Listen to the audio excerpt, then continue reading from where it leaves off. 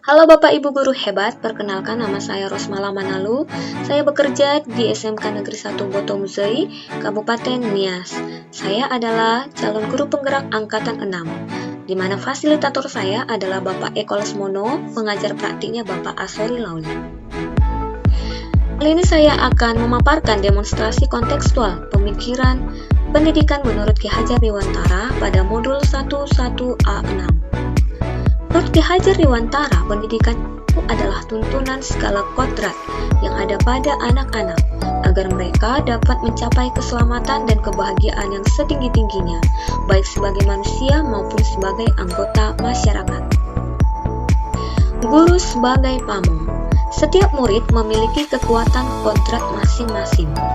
Guru sebagai pendidik ataupun pamong menuntun tumbuh dan hidupnya kekuatan-kekuatan kodrat yang dimiliki oleh murid tersebut agar dapat memperbaiki laku hidup dan tumbuhnya.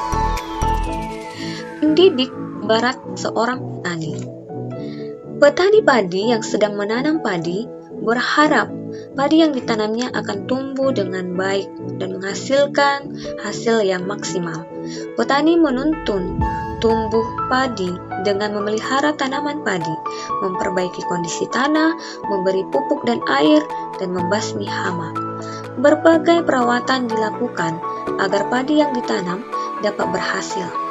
Meskipun segala upaya dilakukan oleh petani, tetapi petani tidak dapat mengubah kodrat padi menjadi jagung. Mustahil kalau padi ditanam, yang tumbuh adalah jagung. Demikian juga dengan pendidik. Pendidik itu menuntun murid dengan memfasilitasi murid, memberi segala ide ataupun gagasan, mendukung siswa untuk dapat melakukan hal yang baik. Tetapi pendidik tidak dapat mengubah kodrat yang dimiliki oleh setiap murid. Pendidikan juga harus mewujudkan merdeka belajar. Guru tidak dapat memaksakan kehendak ataupun keinginannya kepada murid. Guru harus memberikan kebebasan untuk anak di dalam berekspresi. Kebebasan dalam mengembangkan bakat dan minatnya. Oleh karena itu, kita sebagai guru menuntun murid, bukan menuntut murid, sehingga murid dapat menemukan kemerdekaannya di dalam belajar. Ibarat ikan ada yang hidup di laut dan ada yang hidup di air tawar. Kita tidak bisa paksakan ikan yang hidup di laut untuk dapat hidup di air tawar. Demikian juga ikan yang hidup di air tawar kita paksakan untuk hidup di air laut.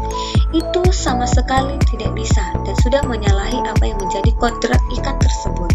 Nah, demikian dengan manusia, dengan murid. Kita tidak bisa paksakan apapun kehendak kita kepada murid. Biarkan anak bertumbuh dan berkembang sesuai dengan kodratnya masing-masing, sehingga mereka dapat dengan bebas mengekspresikan apa yang menjadi minat, apa yang menjadi bakat yang ada di dalam dirinya, sehingga mereka boleh bertumbuh dan berkembang secara optimal. Pendidikan juga harus berpihak kepada siswa. Pendidikan harus menghamba kepada murid, dalam arti harus berorientasi pada murid. Pembelajaran berpusat kepada murid, disesuaikan dengan karakteristik murid di kelas ataupun apa yang menjadi kebutuhan dari murid. Pendidikan menghasilkan budi pekerti yang baik, budi pekerti yang bernilai Pancasila.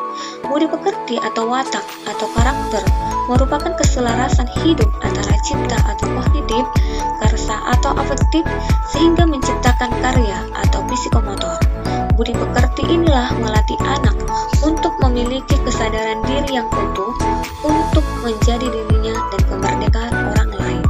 Dan keluarga menjadi tempat yang utama dan paling baik untuk melatih pendidikan sosial dan karakter baik bagi seorang anak.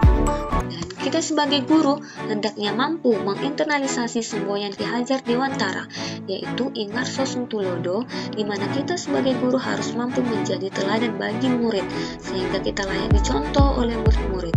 Kemudian Imadya Mangunkarso, di mana kita membangun semangat murid agar mereka dapat memiliki keinginan ataupun niat untuk belajar.